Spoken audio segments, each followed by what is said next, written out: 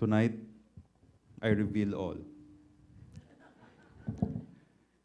Some years ago, I was a 22-year-old MBA student going into a classroom full of senior executives. And I was very terrified, very intimidated. But when I entered that classroom, there was a friendly face there, just nodding to me and saying, "Come sit with me." And when I sat with him, I felt very relaxed. And then I find him to be very engaging and very intelligent. Only I have to find out that every time he would copy from me, especially in statistics. So after 2 years of MBA class, he said he gave me an offer, and he said, "Why don't you join the Inquirer?" And that time I said, why not? No? And that is where our journey and our lives together started. When I started with the classified ads unit, and that time I don't know how to deal with the people on classifieds. They were very seasoned, like they have been there for 20 years on the newspaper business. I was coming in totally different. I was from the fast food industry. So I didn't know what to do. So when I talked to Rene, "Can you give me an advice?" He said something very simple.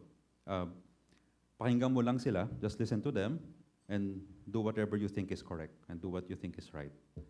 And I was nervous. I said, "What if I fail?" He said, "Don't worry, there's no way to go but up." Right? So that time, we were the third amongst all the newspaper industry. So we were quite successful amongst, doing a lot of projects. We launched job fairs. We went Inquirer Golf, Inquirer Badminton. We launched a lot of projects. And eventually, we started creating more products, increasing our revenue and sales. And that time, I was very lucky. First, he taught me to listen to people. Second, I was very lucky that he was there to guide me. It's like I have a manager. In the Inquirer, after 9 months, from a division head, I was promoted to assistant vice president. After 13 months, I was promoted to vice president. Parang naubusan ng tao, ako na.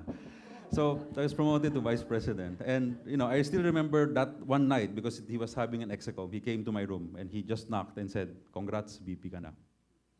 And I was like shocked. No, I was VP of marketing and said, but he also reminded me, wag lalaki ulo, be grounded, right? Because too much too soon is you have to know how to manage that. And that's a second lesson, that as you move up, all of us, as we move up our ladder, we have to be grounded. So we were fairly getting known around the industry. And one time we were asked to join the Philippine Marketing Association. As most of you know, you're familiar with the PMA. And he was telling me, you have to be active. You have to be part of a committee. You have to be active. So I became very active to a point that I was missing my meetings already inside the office. But he would still say, "Ako bahala, don't worry about your mancoms. I can handle the meetings for you." And I became too active to the point that I became president of the Philippine Marketing Association. And again, I have him to thank for that because he really supported me. And what he told me was that in marketing, you need to be exposed and you need to establish relationships. Because in the end, all of that would come back and become revenue. And that's what I did and take to heart. Also in marketing, as you know, in marketing, we have a lot of events. And as we have events, we always get to talk in front of people. And like, for example, in our job fair, when we have events, usually there's a ribbon cutting, and there's the marketing head who will do the opening remarks, right? And I think most of you who know both of us, we're very shy people, both of us, right? So I really hated him when he would say, "Ako ang ribbon cutting, ikaw ang speech," right? To a point that I really felt he was bullying me already. Kasi, bakit ako lagi, right? Why do you want me to speak in front of people? And eventually, he would always just tell me, "You'll thank me later." So look at what happened now. Ang kapal ko na.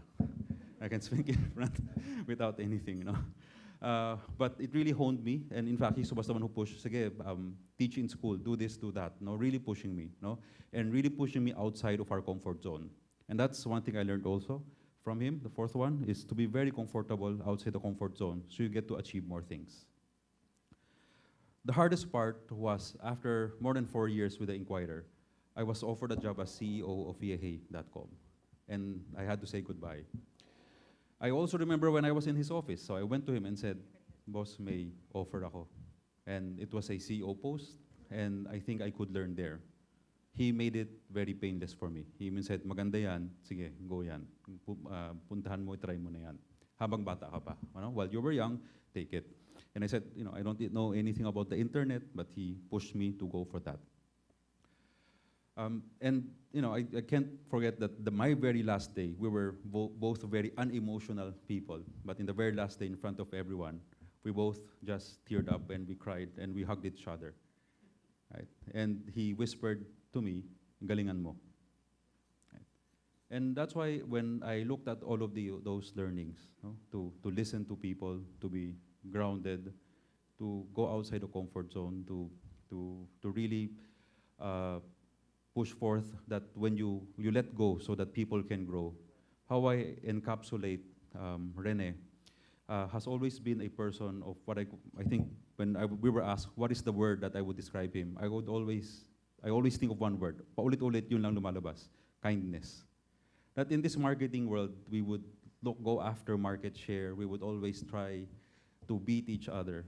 His strategy has always been different. It is in that gentle but firm hand, in his kind demeanor, that when you look at him, it's just so hard not to fail him. And that's how he lead, right? And I think I can say that to everyone in the Inquirer who have worked with him, right? A very gentle hand, pero alam mo hindi ka pwede sumabit. Hindi siya magagalit, pero hindi mo kaya kasi sa sobrang kind niya. Right? And because of that, what I was doing, I was thinking about this speech. I said my presentation is not enough to give him the honor that he has. No, I think if you look about also the awards in the YMMA across many other awards that the young us in the young market master category have. For me, I attribute everything to Rene. Siya yung laging nagsasabi, laban ka, ikaw yan, no? And we find, if you ask a lot of my team members also, he's that person, he's just very selfless. And that's why I felt that the speech would not be enough. I created a short video, if you don't mind. I said, I will reveal all. And that's something I did 2 hours, very rough. Ako lang gumawa, but I hope that it would do justice to what you've done for me.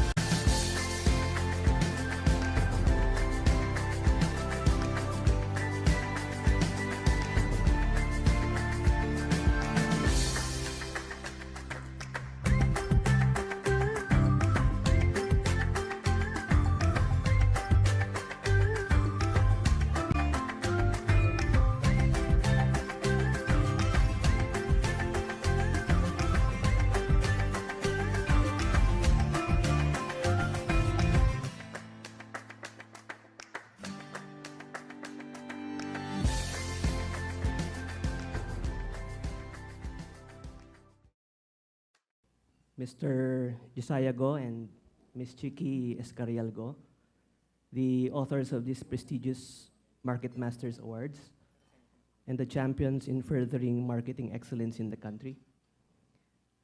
Ms. Sandy Romualdez, unfortunately, she's not here. Inquirer Group President and CEO. Mr. Kingson Sian, President of Alliance Global Incorporated, and a great friend back in college up to the present. My family, my wife, Dr. Gigi, and children Eric and Reese, members of the Inquirer management team, the employees of the various companies here to support their respective marketing mentors, the Young Market Masters awardees in attendance, fellow Market Masters awardees, ladies and gentlemen. Donald, thank you. You automatically made me a member of the Guinness Book of Records for being able to listen to my eulogy while still alive. Thank you for immortalizing me. I feel truly honored to be standing before you, men and women who have become inspirations in the field. You have certainly inspired me to do great work in my chosen profession. I share this huge honor with you, and I am truly humbled to be part of your legion. You know, mastery is such a beautiful, fascinating word. It denotes proficiency, confidence, command, and control. It also entails depth and breadth of experience, incredible passion, and hard work. Picasso said it took him a lifetime. It's true, for nothing is ever achieved overnight. Excellence is painstakingly difficult. The troubles that come with it, however, make the best love story. For the Inquirer, it was love in time of dictatorship. This is our story. When the Philippine Daily Inquirer was created in 1985, it was never bereft of stories of sacrifices, strong resolve, and determination to fight a repressive government. The now esteemed organization was only in the early stages, but the Inquirer knew its very existence could help keep the country's freedom and sense of identity alive. After the EDSA revolution, the demand for media responsibility became paramount. Inquirer faced the pressures of having a watchful eye and vigilant press who swore to protect the Filipino people from deception and preserve the country's democratic institutions. People did not want to face the same nightmares, fight the same evils, and to live the dark days that shrouded them many years ago.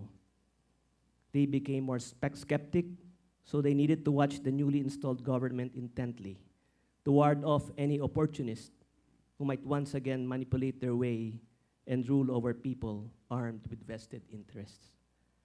And so the Inquirer's pioneers heeded the call for a free press, a press whose essence is the pursuit of truth. However, despite its noble foundation, it was not immune from some really tough realities. The newspaper had to stand on its 2 feet to fulfill its promise to the public. It has to keep afloat, and as you would have expected, it wasn't easy. Even the gallant organizations also need money. Back then, salaries were given in installments. Barya-baryang sweldo. Some of the seasoned members would share, me included. And when street sales weren't enough, we would rediscount post-dated checks and borrow money from newspaper dealers so employees could bring home money to their families. Every 2 weeks, I had to borrow money from a newspaper dealer just to address the company's liquidity problems. Marketing then was almost an alien concept. Its importance as part of the day-to-day business management was unheard of. It hasn't found its place. It's like an irrelevant cog in the big Inquirer machine. But marketing turned out to be highly critical in the Inquirer's rebirth. How can one possibly market a newspaper with so much less versus big newspapers then who had so much more? We didn't have our own home. We didn't have our own printing press. And we had to rely on limited manpower complement. Fortunately, the Inquirer was born out of an assembly of good ideas to make it a starter of conversations. It was heralded an important ingredient of democracy, talking about what matters in society. Its rebirth paved the way for smarter operations, ultimately identifying good content and strategy to keep the audience engaged. It put things and perspectives in order and simplification, which for many is a true blueprint of success. Marketing a newspaper amid a cutthroat and high-pressure field continues to brim with challenges. Truth be told, we sure never ran out of problems. Our business is tension-laden. We learned how to fight for truth, contribute to social justice, and navigate through power, deceit, and lies with honest and dedicated work. In times of digital disruption, our confidence was sometimes enfeebled by the internet, but we have kept up. It's not an easy job. We still find ourselves grappling with some things, but our hearts and minds are on the right track. We embrace opportunities for growth, for change.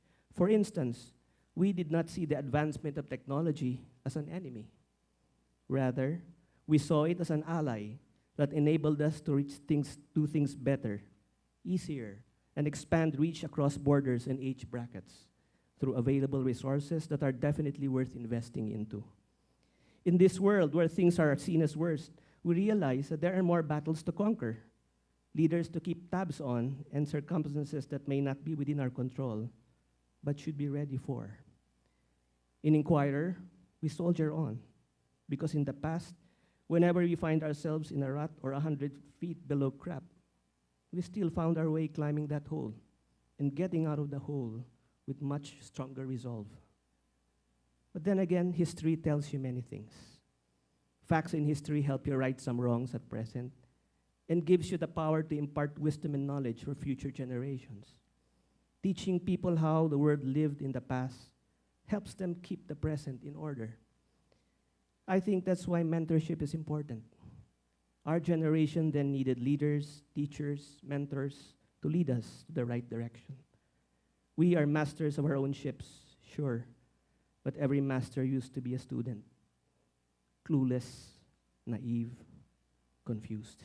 It's part of a natural order of things. Mark Zuckerberg, in his recent speech at Harvard, talked about not just getting started and the freedom to fail, but actually creating a world where everyone has a sense of higher purpose. For him, purpose is that sense that we are part of something bigger than ourselves, that we are needed, that we have something better ahead to work for. Purpose is what creates true happiness. For me, it means it's never selfish. It makes fulfilling dreams more collaborative. It makes finding solutions to problems a work of a greater part of humanity. After all, there's no too many cooks in making this world a better place. At the onset of transformative media, everything feels like it's changing so fast that we can't even breathe a second to keep up. It's like a rug has been pulled from under us so suddenly that we couldn't react as quickly as we could. Once we've held our ground, though, we knew everything's not going to be the same. But it's going to be okay. Most probably, no marketing or management book would mention that a master in marketing needs empathy and insight. These words are often more psychological and anthropological. Too often, we underestimate the people and realities around us. We forget to listen. It's totally understandable because it's always easy to do things based on what we know, the fancy facts and figures. We forget to feel and understand, to compromise, and to possibly unlearn certain ideas because compassion makes more sense. To recognize that everything and everyone is inherently human. Empathy is more than just an indicated action. It has to be authentic. There has to be a real connection with your audience. Believe it or not, they can see through the fake and the contrived. Think more like people. How does something become of real value to the people you're reaching out to? Does it reflect your experience or only what you have experienced? It needs to be familiar. It has to be the warm hug or the boisterous laughter that they need at the right time. The arrow has to hit right smack in the middle of their hearts. But empathy is not purely based on the sappy, the happy, and the heartbreaking. It has to have insight. It is based on a series of observed behaviors where one can start meaningful conversations or calls to action. It is intuitive but not ignorant. Insight determines what your future holds. It converts information to something useful, relevant, and conversation-worthy. It establishes yourself as an expert with a good track record. It makes you a master. Marketing the Inquirer today operates in both these two pillars, along with the tenets of journalism based on truth and trust. The transformative media, due to the rapid changes in technology, takes us to the next level of commitment. Double the efforts, and surely double the fun.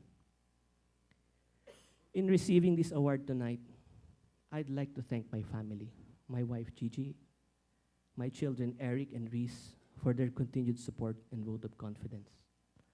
We toiled all day through all these years, and in the most turbulent times, we need anchors. I can definitely say that I have one of the strongest and most reliable. Challenges come in waves, but they surely kept me grounded. Thank you. I would like to thank my Inquirer family for allowing me to inspire and motivate them, that they may continue to inspire, dream, and conquer all the challenges that come their way. And lastly, unfortunately, she's not here, I'd like to thank our President and CEO, Sandy Romualdez. Her leadership, mentorship, guidance, and belief in me continues to strengthen my own sense of purpose. I promise to always treasure it by sharing it to others. For me, it starts by recognizing and taking to heart that everything you do is much bigger than yourself and will ever be. Yes, it will be difficult.